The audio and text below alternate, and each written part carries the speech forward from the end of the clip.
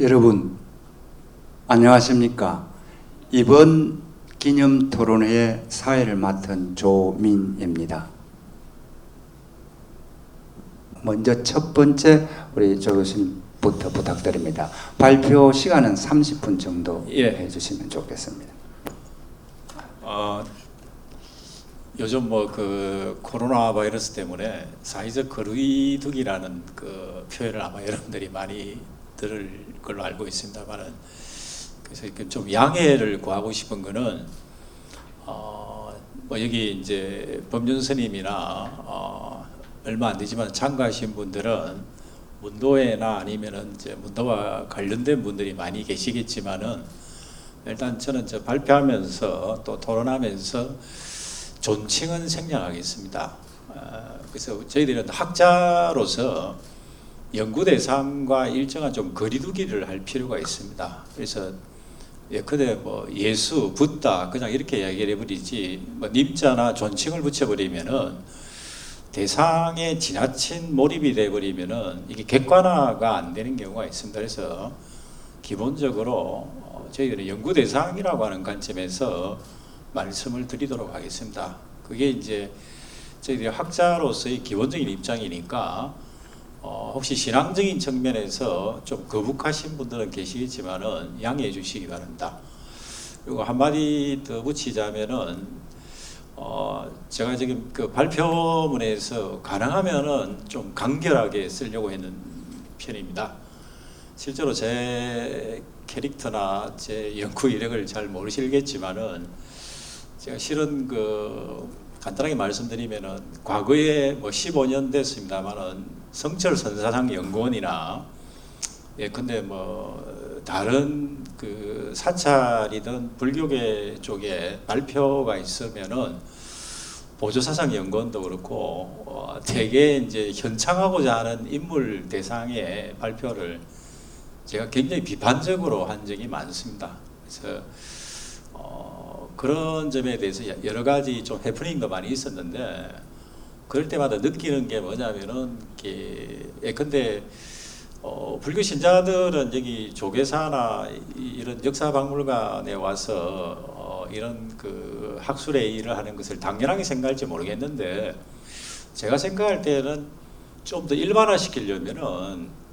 국립대학이라든지 일반 대학에서 하는 게 더 필요합니다. 그래야 사실은 문도분들이 생각하는 현창한다고 하는 것은 대중적으로 널리 알린다는 것인데, 간단하게 말씀드리면 근대 관련해 가지고 현재 중고등학생들 교과서에 만해 한용원 이외에는 이름이 한 명도 없습니다. 그냥 한 줄도 아니고 한용원이 독립운동했다 또는 조선불교 유신론을 저술했다, 굉장히 건조한 서술에는 아무것도 없습니다.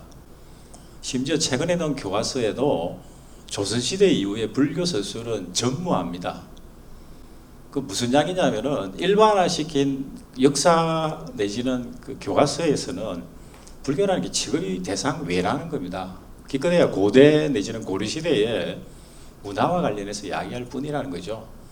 그래서 불교에 애정이 계신 분들은 그런 현실을 불쾌하게 생각할 게 아니라 왜 그렇게 됐을까라고 하는, 즉 일반화시키지 않으면은 불교가 지급되지 않는다라고 하는 걸 한번 생각해 볼 필요가 있다는 겁니다. 자, 그래서 뭐 그런 부분은 나중에 아마 토론할 때 제 생각을 또 좀 말씀드리기로 하고, 일단 내용에 대해서 좀 보도록 하겠습니다. 그래서 오늘 발표하면서 제가 그런 이야기를 좀 구체화시켜서 말씀드리겠습니다. 왜 이 서두에 이런 말씀을 드리냐면은, 그 7페이지 머리말에 간단하게 나온 것이, 이 용성에 대한 연구는 근래에 이제 대학사상연구원을 중심으로 해서 많은 발표가 이루어지고 있고 성과가 나와 있습니다만은, 몇 가지 문제가 있습니다. 첫 번째는 대부분 이제 민족 불교론의 시각에서 접근을 하는 게 대부분입니다. 그래서 이 민족 불교론의 관점은 이제 굉장히 이양대립적이죠. 하나는 일본 불교 내지는 친일 불교라고 하는 대립적인 것의 한 축이 있다 그런다면은, 하나는 바로 민족 불교라고 하는 이런 관점에서 이야기하는데, 간단하게 말씀드려가지고 일제시대에 당시에 식민조선의 불교를 과연 민족 불교라고 할 수 있을까라고 한다면은 저는 좀 부정적입니다. 그래서 민족 불교라고 하는 틀로서 당시의 불교를 전체적으로 규정짓기는 무리다라고 하는, 오히려 별로 그런 의식이 당시에는 많지 않다라고 할 수 있습니다. 그 일부의 어떤 민족적인 운동을 가지고 일제시대 내내 민족 불교라고 하는 관점으로 보는 것은 대단히 일반화시킬 수 없다라고 하는 겁니다. 그래서 그런 관점에서 용성에 대한 평가도 지나치게 민족 불교로 가두어 버리게 되면은 오히려 용성의 어떤 진면목을 잘못 이해할 수도 있다는 겁니다. 그런 문제점이 있다는 것이고, 두 번째로는 이 여기에 대한 어떤 반성 내지는 문제의식에서 1990년대 후반에 조금씩 싹이 트기 시작해서 2000년대 와서 이제 연구가 조금씩 드러나고 있는 게 뭐냐면은 근대성과 관련된 연구입니다. 일반학계에서의 연구와 비슷한 결을 갖고 있는데, 근데 문제는 뭐냐면은 불교 근도회가 뭔지, 근대불교라는 개념을 무엇이라고 할 수 있는지에 대해서 전국을 찌르는 연구가 아직까지는 한국의 영역에는 없다는 겁니다. 이것도 상당히 문제라고 할 수 있습니다. 세 번째는 인물 연구라고 하는 틀이 문제인데, 그래서 대개 이제 인물의 위대성을 강조하는 이런 부분이 너무 지나치게 있다 보니까 객관화가 안 된다는 겁니다. 그래서 그런 부분이 이 용성 연구에서도 마찬가지로 드러난다는 겁니다. 제가 아까 말씀드린 같이 용성의 치명도라고 하는 것이 불교의 내부에서는 어떨지 몰라도 학계 일반에서는 거의 모른다는 겁니다. 왜 그럴까라고 하는 것은 연구의 어떤 객관화라고 하는 관점에서 생각해 볼 문제라고 할 수 있겠습니다. 먼저 나중에 뭐 본문에서도 좀 말씀을 드리겠습니다만은, 우리가 그 근대의 불교라고 하는 것과 다르게 근대 불교라고 하는 용어를 왜 쓸까라고 하는 데 있어서 기본적인 개념의 인정이 필요한 건 뭐냐면, 대체적으로 불교라고 하는 게 일반인들이 그냥 전통적인 불교의 이미지를 굉장히 많이 갖고 있는데, 사실은 오늘날 사람들이 이해하고 있는 불교라고 하는 것은 근대에 와서 재구축된 종교 사상이라고 하는 것입니다. 그래서 그런 부분을 조금 감안해서 바라볼 필요가 있다는 겁니다.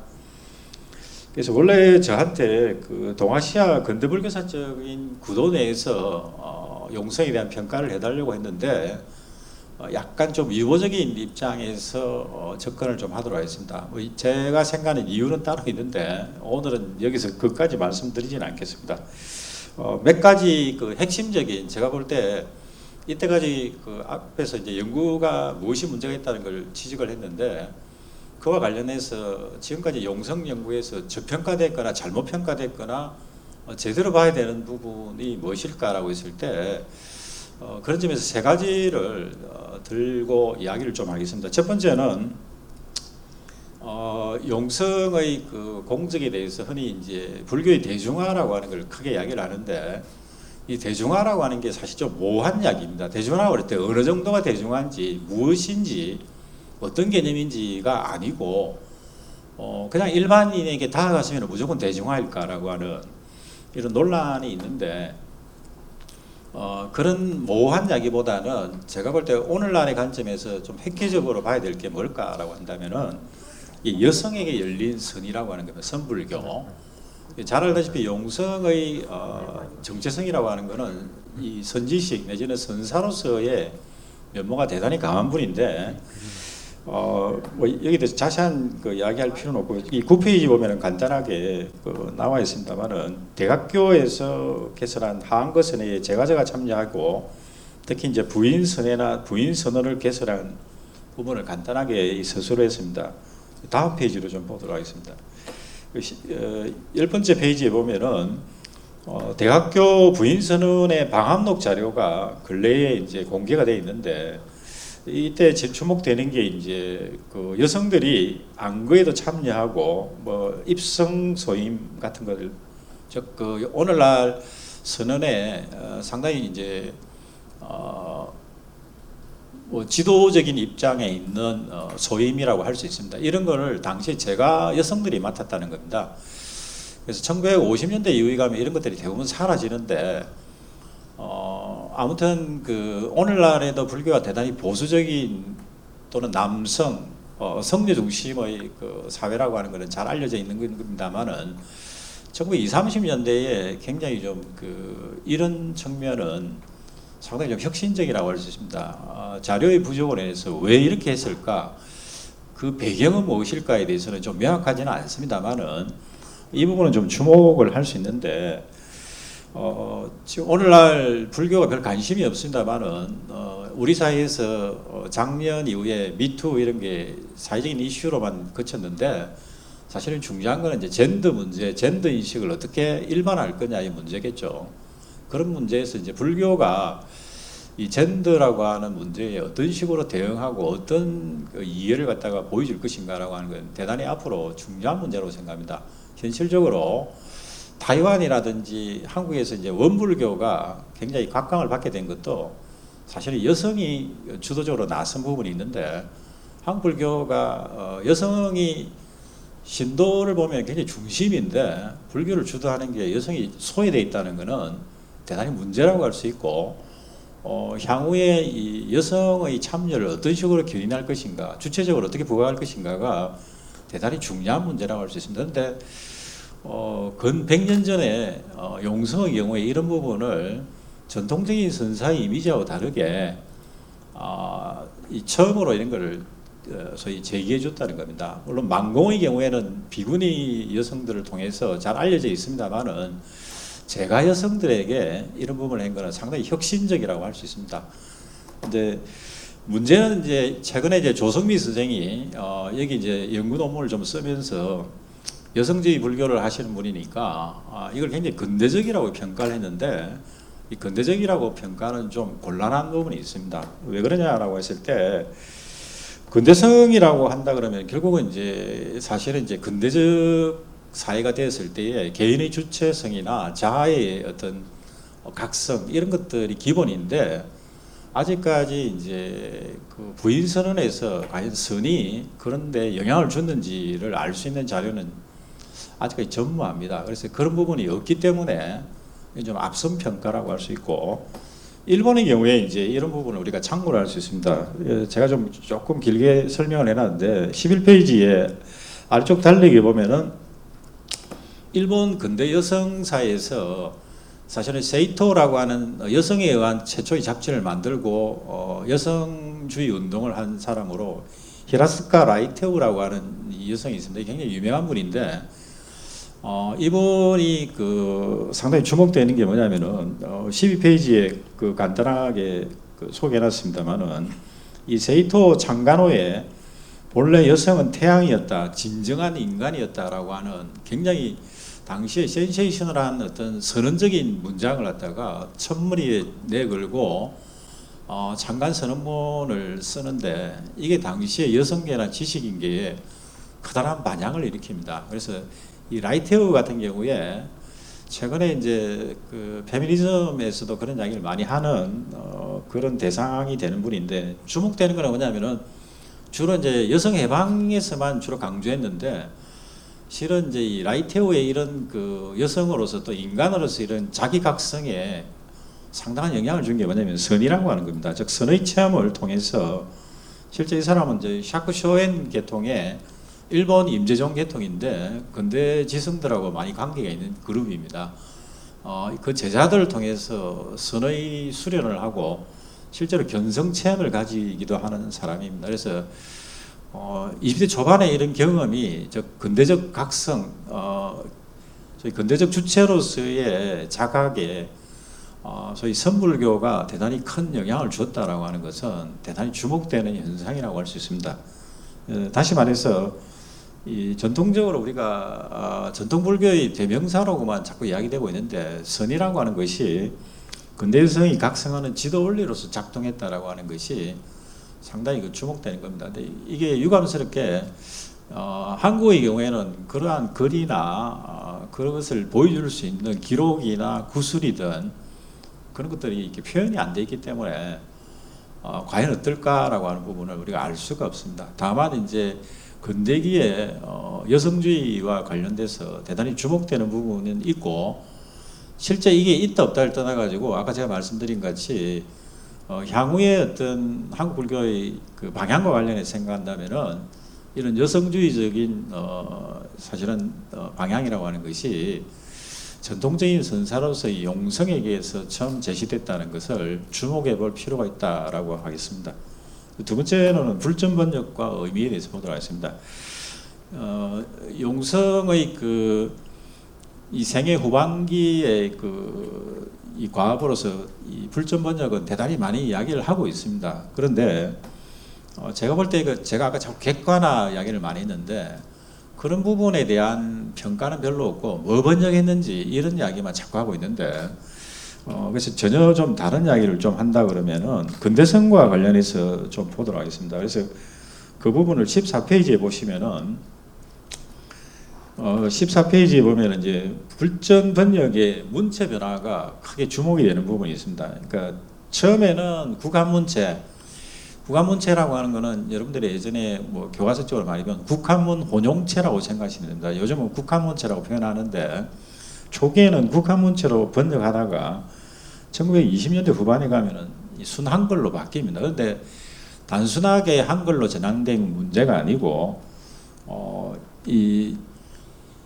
언어 문제라고 하는 거는 근대성과 관련해서 이게 핵심적인 키워드 중에 하나입니다. 즉 근대 국민국가나 근대라고 하는 것을 어떻게 구현시킬까라고 하는 즉 국민을 어떻게 만들어낼 건가에 있어 가지고 말 그대로 표준어를 설정하고 표준어를 소위 국민교육을 통해서 실현해 나가는 과정이 있는데 그거는 뭐 서구든 동아시아든 똑같습니다. 그런데 그럴 때 한국의 경우에는 이제 국가에 의해서 그게 위로부터 정확하게 되지 못하고 19세기 후반부터 그런 현상이 나타나는데 여러분들이 잘 아는 독립신문 같은 경우에 바로 이런 순한글 사용이라든지 띄어쓰기라든지 이런 걸 통해 가지고 대중적인 소위 근대적인 매체를 통해서 사회 일반화가 확립이 되는 겁니다. 근데 이게 이제 어느 정도 틀이 갖춰지는 게 뭐냐면 1908년에 소위 소년이라고 하는 잡지 매체를 통해서 구현되는 겁니다. 상당히 제가 좀 간단하게 말씀을 드렸습니다만은 이런 현상들이 1920년대에 불교계 잡지를 보더라도 일반화되지는 않습니다. 근데 주목되는 거는 용성의 경우에도 처음에 번역을 했을 때는 국한문체에 거치다가 그러다가 점점 순한글식으로 발전하고 띄어쓰기라든지 구두법 사용 같은 거 이런 것들이 어느 정도 반영이 됩니다. 그래서 근대성에 대한 부분이 좀 놀라운 거는 되게 이때 연배가 뭐 사실은 한글 번역 시작할 때 50대 후반에서 이제 60대 이럴 때 말년에 이런 작업을 굉장히 정력적으로 하는데 보통 나이 들면 되게 보수적이라고 생각을 하는데 오히려 그런 흐름하고 다르게 상당히 좀 진보적으로 이런 부분을 수용을 한다는 겁니다. 그래서 번역을 뭘 했다 이런 것보다는 사실 번역 자체도 문제가 있는 건 뭐냐면 대부분 조선시대 불교에서 이미 텍스트로 고정된 거기 때문에 번역의 대상이라든지 또 이게 근대적 재해석 이런 건 없기 때문에 일정한 한계가 있습니다. 그래서 번역 그 자체만을 자꾸 강조해버리면은 굉장히 전통 불교라고 하는 틀로 가둬버리기 때문에 용성의 어떤 의미가 뭘까라고 하는 부분이 오히려 평가 자체가 문제가 있을 수 있다는 겁니다. 그런 것과 다르게 사실상 이런 문체의 변화라고 하는 측면에서 불전 번역이 갖는 의미라고 하는 것이 일반적인 어떤 흐름에서 재평가될 필요가 있다는 겁니다. 그리고 용성이 가지고 있는 즉 전근대적 불교의 사회구조의 한계라든지 근대적 재해석이 없다라든지 이런 부분은 1920년대에 유럽이라든지 일본을 유학 갔다 온 백성린이라든지 그다음에 김범린 또는 뭐 허영호 이런 사람들에 의해서 1920년대 후반 1930년대에 가면은 새로운 번역물이 출현하게 됩니다. 유감스럽게 일제시대에 이제 제도권에서 이런 사업이 이루어지지 못했기 때문에 오늘날까지 번역 자체에 여러 가지 문제점이 남아 있다라고 이렇게 할 수 있겠습니다. 그다음에 시간 관계상 세 번째 주제로 좀 들어가겠습니다. 성녀 결혼에 대한 비판과 이해 문제가 있는데 아까 제가 이제 처음에 지금 기존의 용성 연구에 연구자들이 민족 불교론의 시각에서 굉장히 지나치게 강조를 하는데 그런 것 중에 하나가 뭐냐면은 소위 대처 비판이라고 하는 측면이 있는데 이 문제를 너무 이렇게 용성의 비판적 관점이 무엇인가라고 하는 것보다는 지금 오늘날의 연구자들이 일제시대 불교를 어떻게 볼 것인가라고 하는 시각을 과도하게 투영한 부분이 있다는 겁니다. 그래서 이런 부분 되게 문제가 될 수 있는데, 그래서 예컨대 뭐 조계종의 오늘날의 정통성과 관련된 시각으로 본다든지 대처 문제를 파괴라든지 일제가 이걸 강요했다는 시각, 이런 시각에서 바라보면은 본래의 어떤 사실과 전혀 거리가 멀다라고 하는 겁니다. 그래서 이게 대처라고 하는 건 일단 이 용어 자체가 벌써 선입견을 전제를 하는 거죠. 그래서 이 대처라는 표현을 제가 이 사장에서 성녀 결혼이라고 일반화시켜서 이 용어를 쓴 이유도 그런 게 있습니다. 예컨대 좀 거친 표현입니다만은, 예컨대 누군가를 과거에 반공주의적 시각에서 빨갱이 이런 식으로 레테를 갖다 붙이면은 본인이 이다 아니다라는 식의 강요를 받게 되면 이미 그 가치가 전제돼 버리면은 맞든 틀리든 상관없이 되게 그런 색깔을 치놓고 보면은 그 틀에서 벗어나기 어렵죠. 대처라고 하는 거는 별로 객관적이지 못한 그런 빨갱이식의 노포하고 똑같은 문제가 좀 있다라고 할 수 있습니다. 용성 본인의 어떤 그 이해 문제는 나중에 얘기하고, 왜 이 문제를 그 굉장히 문제가 있다라고 하는 것을 먼저 일본 불교의 영향이라고 보는 관점이 잘못된 거는 이미 뭐 그 기존 연구도 나와 있습니다만은, 예컨대 조선불교라고 하는 잡지, 이거는 일본인들이 만든 잡지인데 1926년도 7월에 보면은 특집 기사 가운데 일본 불교도들이나 일본 사람들이 대처를 오히려 반대를 합니다. 쉽게 말해서. 그래서 일본 불교에서 성녀 결혼을 권장했다든지 조선 정독부가 성녀 결혼을 용인을 하고 그걸 뭐 주도했다는 이런 것은 사실은 없다는 겁니다. 팩트 자체가 잘못됐다라고 하는 것을 볼 수 있고, 오히려 당시 조선의 성녀들이 이걸 그냥 자발적으로 받아들인 거지 그걸 누가 강요해서 이루어진 것은 전혀 아니라는 겁니다. 그 다음에 일본 불교가 왜 성녀들이 결혼을 했을까라고 하는 부분도 좀 달리 볼 문제가 있는데, 상당히 좀 복잡한 맥락이 있습니다만 좀 간단하게 설명을 드리면 20페이지에 이야기를 좀 하고 있는데, 메이지 유신 이후에 그 소위 일본 국가가 불교를 억압하면서 나타난 현상 중에 하나가 바로 이 성녀의 결혼 허용입니다. 근데 이건 좀 우리가 정확하게 볼 필요가 있는 것은 뭐냐면은, 간단하게 왜 성녀 결혼을 허용해 줬을까라고 하는 것은 그냥 성녀 결혼만 허용하는 게 아니고, 머리를 기르고 성복을 입지 않아도 될 수 있는 자유롭게 옷을 입을 수 있게 한다는 것과 함께 중요한 게 뭐냐면은 일반인하고 똑같이 속성을 쓰도록 한다는 겁니다. 좀 미안한 이야기지만은 여기도 보면은 그 단체명을 백용성 조사 이렇게 기념사업에 했는데, 어떤 연구자 보면은 한용운, 이성철 이런 식으로 자꾸 성녀의 이름에다가 속성을 붙이고 그대로 쓰는 경우가 있는데, 그것은 불교의 어떤 본래적인 정신에 보면은 좀 있을 수 없는 표현이죠. 속성을 쓰는 것은 잘못된 겁니다. 성녀는 이미 출가하고 난 뒤에는 말 그대로 출세관적인 입장인데 속가성을 그대로 쓴다는 건 잘못된 거죠. 근데 왜 이렇게 됐을까라고 하는, 일본 불교도 원래부터 그렇게 한 게 전혀 아닙니다.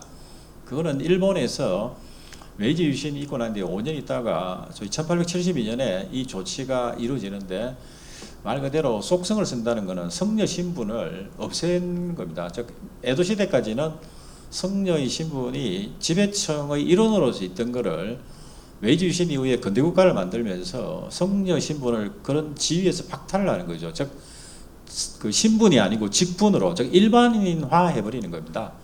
불교 단합 정책에서 나온 게 이 조치인데, 이걸 좀 오해하면 곤란하죠.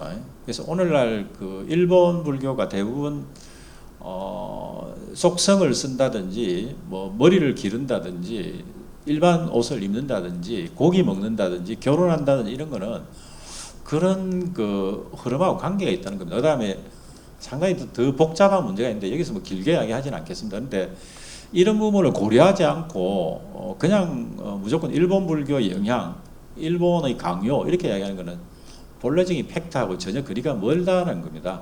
그래서 일본사 내에서도 이 문제가 굉장히 복잡한 문제인데 의외로 또 일본 불교에서는 이걸 전혀 연구를 안 합니다. 본인들은 자연스럽게 생각해서 그런지 어떤 이유인지에 대한 의문이 없는, 그래서 오히려 외국인들이 관심을 가지고 연구를 한다라고 할 수 있습니다. 그래서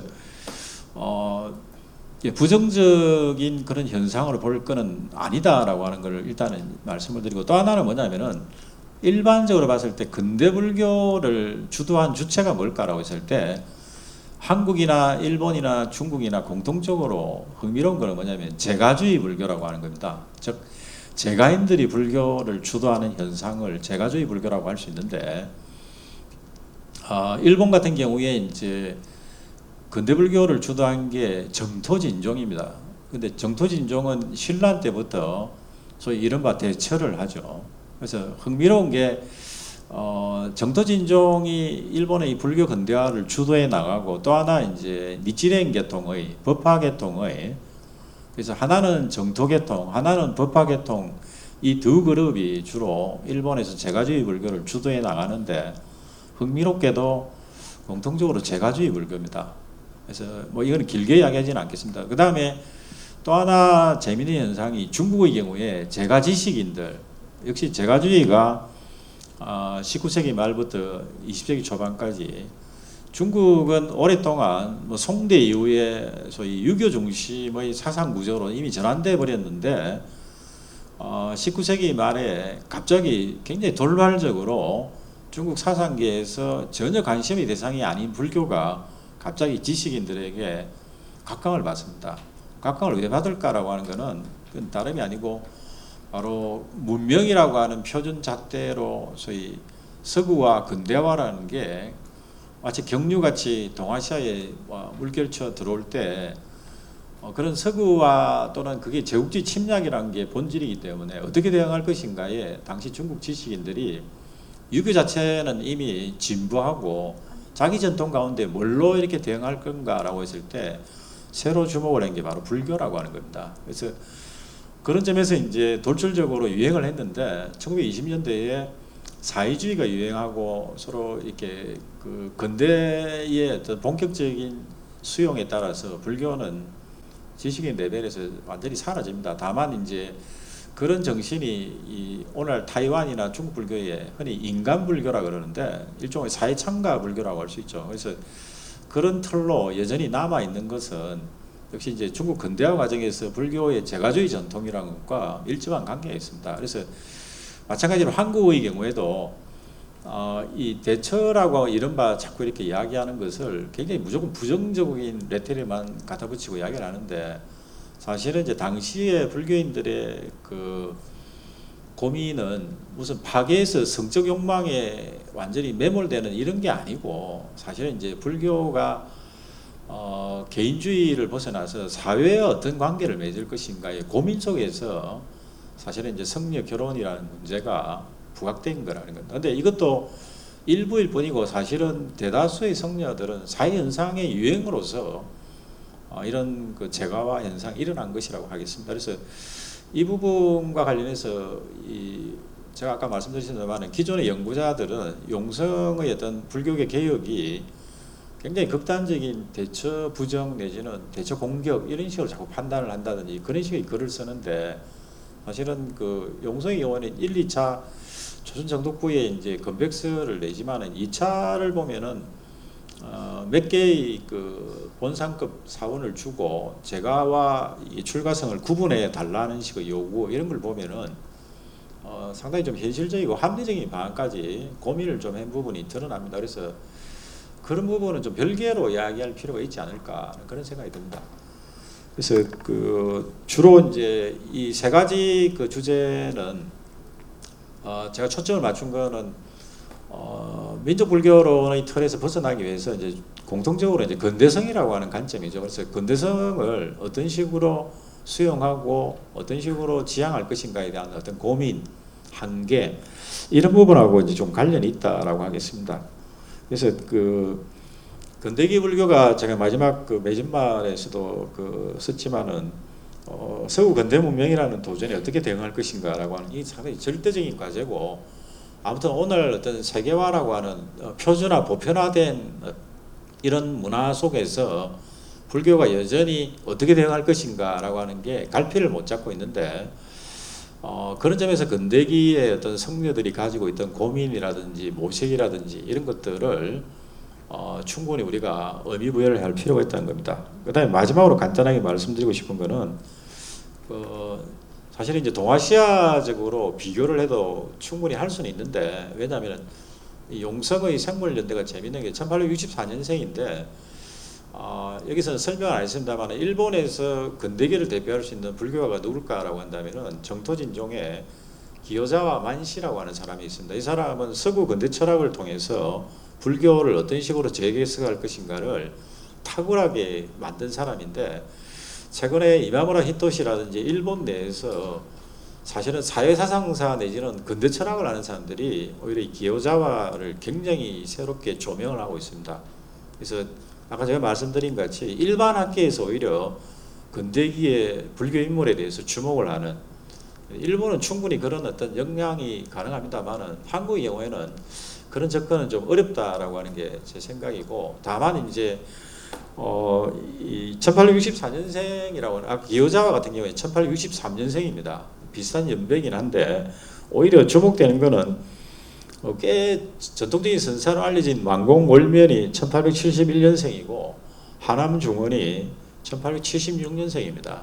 오히려 이런 연배가 더 낮은 전통적인 선지식들이 꽤 전통적인 분위기에 끝나버렸다고 생각한다면은 오히려 연배가 더 높은 용성의 경우에는 아까 말씀드린 것 같이 근대성에 대한 문제를 어떻게 보면 굉장히 고민을 했고 나름대로 수용을 해서 어떻게 소화시켜서 소위 현실 속에 전개해 나갈 것인가를 고민했던 점에서 나름대로의 가치가 있고, 또 하나는 이분이 어쨌든 이 식민 시대에 굉장히 고난스러운 그 사회 현상 속에서 개인적으로 자기 생을 일관되게 살기가 쉽지 않습니다. 오늘날도 그렇지만은.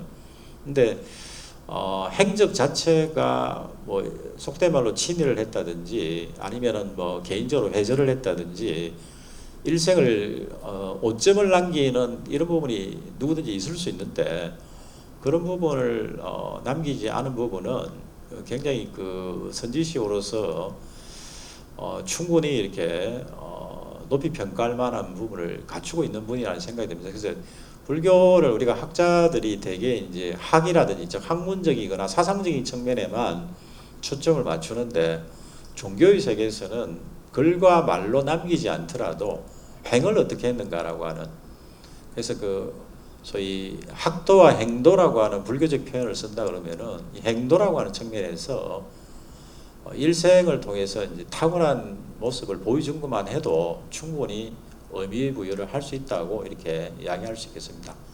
일단 시간 관계상 이 정도 말씀을 드리도록 하겠습니다.